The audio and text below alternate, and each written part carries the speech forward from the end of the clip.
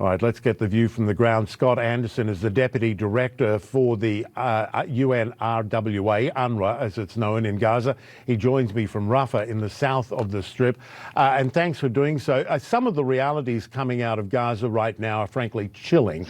These warnings of famine, disease spreading, serious wounds being untreated or not treated properly. What is the most dire aspect to you when you look at Gaza right now? Well, good morning. Thanks for the opportunity to speak with you today. I mean, I think for us, it's a couple things, and they all are life-saving.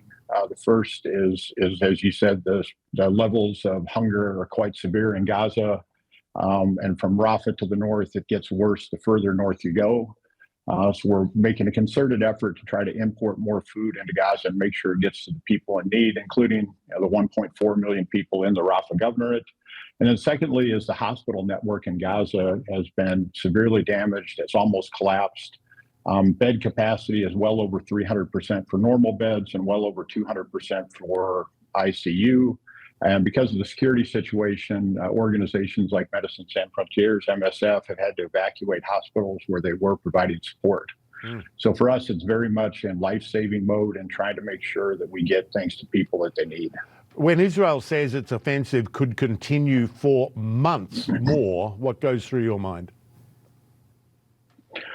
Well, I think the thing that goes through my mind is it's going to be very difficult for people that are living in tents. I'm working out of a health center in southern Gaza, and if I look to my left out the window, what I see is a tent city. People trying their best to live their lives and take care of their children as they can. It's wintertime now in Gaza, so we're always concerned about exposure, especially for children. But the largest concern I would have is the pressure on people is extraordinary, and I don't know how much more they can bear before something explodes in the southern part of Gaza within the civilian population, which would impact the UN and other international humanitarians' ability to respond to the ongoing operation.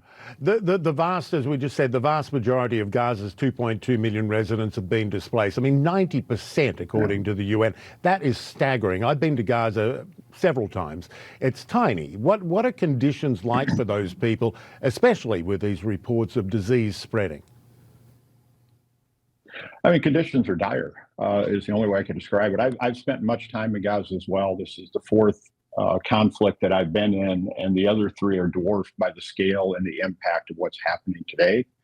We talked about the health sector and food, and the other thing I'd say that is significantly challenging for people is wash.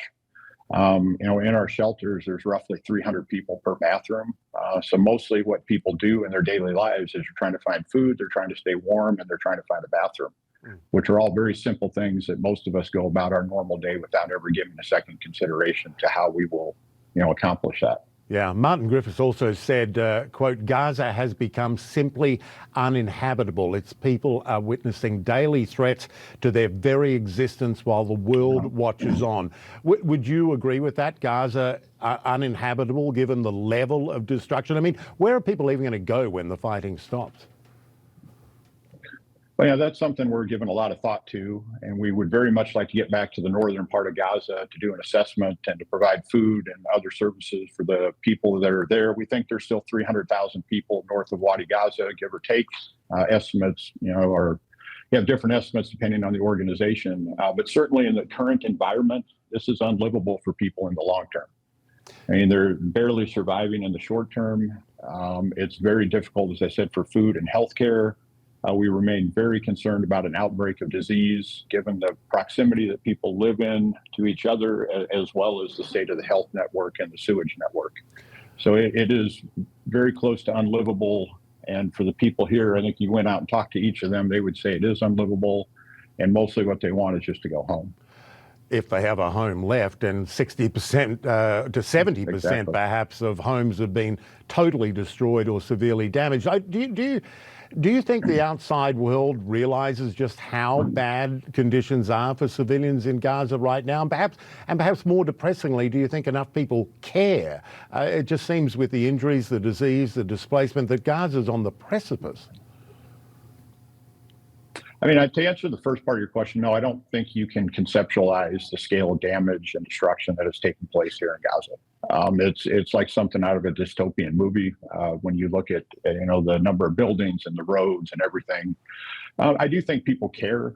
I do still have faith in humanity, despite where I'm sitting and what I'm witnessing. But I think people don't know what to do, right? And it's a complicated situation with the scale of displacement and the hostages that were taken on October 7th need to be freed. So there isn't a simple answer, but I do think people care. But I don't think it's easy to then distinguish on what you should be doing to try to help. Yeah, it really is staggering. Scott Anderson with UNRWA in Rafah, really appreciate you making the time. Thank you. Thank you very much. Take care.